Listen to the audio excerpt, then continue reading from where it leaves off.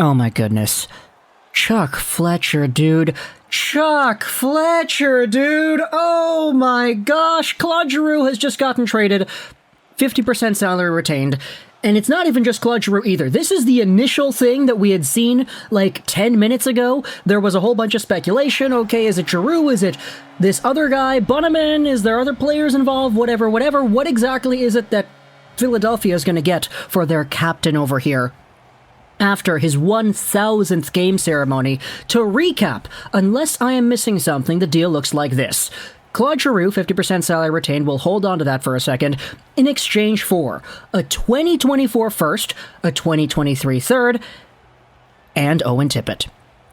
Now, this is all we had for like 10 minutes. Actually, no, not like 10 minutes, for like an hour. We had people just saying this entire thing as the trade from Florida to Philadelphia, or excuse me, from Philadelphia to Florida.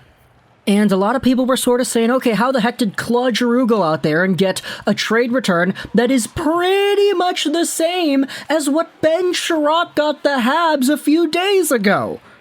A first, a third, and a prospect. Now, granted, Owen Tippett should have more star power behind his name in theory because he was a first-round pick back in 2017. We already made an entire video talking about the trade rumor that popped up about Tippett being involved in a Giroux trade because he was held out of the Charlotte Checkers lineup the other day.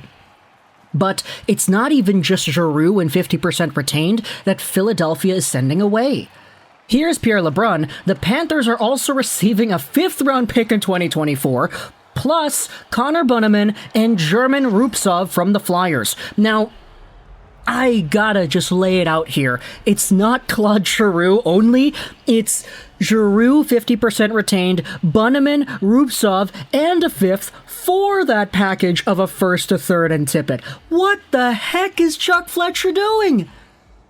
Oh, Lego, you can't go out there and blame Chuck Fletcher. He had his hands tied behind his back. He was handcuffed. He could not make a trade with any other team because Claude Giroux preferred to go to Florida.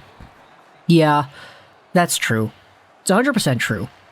Doesn't mean the trade was a good one, though. Holy, what a... Imagine trading away 2 very legit depth players. Okay, Connor Bunnaman had 15 games played with the regular Flyers this year and 18 last year. He's a regular depth player who's 23 years old. Maybe he becomes something, whatever. You have yourselves German Rubtsov. By the way, I just kind of thought of this on the spot right now. Who the hell names their kid German? Like, what an interesting first name choice for Mr. Rubtsov over here, but he was a former first-round pick in the 2016 draft. He hasn't really panned out in the way that a lot of Flyers fans have wanted him to. He has not played a regular season Philadelphia Flyers game in 3 seasons already. So, I don't want to throw around the B word, but I think he's kind of a B word, man. He's kind of a bust. So, Rubtsov, Bunnaman, Giroux, and a 5th-round pick, all in exchange for a first, a third, and Tippett. Man, the more I say it, the more I verbalize the trade, it kind of makes less and less sense to me in terms of the value going back to Florida. Sure, the Panthers don't have first-round picks in like 3 straight drafts. Do you think this team really cares? This team just got Claude Giroux, Ben Sherratt, a whole bunch of other stuff added onto their team, and they're going to be competing with a Tampa Bay squad that had just added on Brandon Hagel. They have themselves a Bruins squad that had just added on Hampus Lindholm, and then a Toronto Maple Leafs squad that did not add anything yet, but they almost had Fleury. It's just that trade didn't really go down. It was rejected, so that's not really on the crosshairs anymore. So Florida, I mean, getting all this value right here, not just Claude Giroux, of course. Claude Giroux for the first, the third, and Tippett, but the 5th and Bunnaman and Rubtsov, the extra depth, and the other draft pick here, I mean, Florida, you guys got to be super happy about this. Now, I get it for Philadelphia. You couldn't really get anything else because once the Florida Panthers learned, okay, Claude Giroux wants to come to our team, like, he's not going to go anywhere else, or he doesn't want to go to another team, doesn't want to go to the Rangers, doesn't want to go to the Bruins, all these other teams that were apparently calling about this guy and making their pitches. It's all up to Claude Giroux at the end of the day.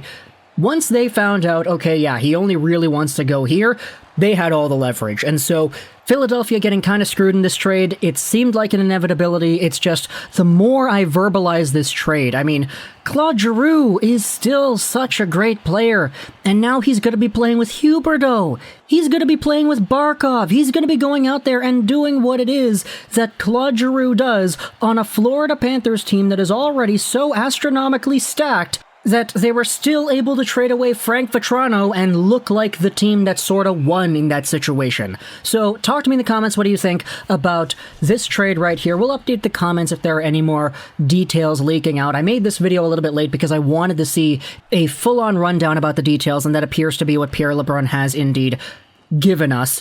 It's Claude Giroux, 50% retained, Connor Bunnaman, German Rubtsov, and a 5th in exchange for a 1st, a 3rd, and Owen Tippett.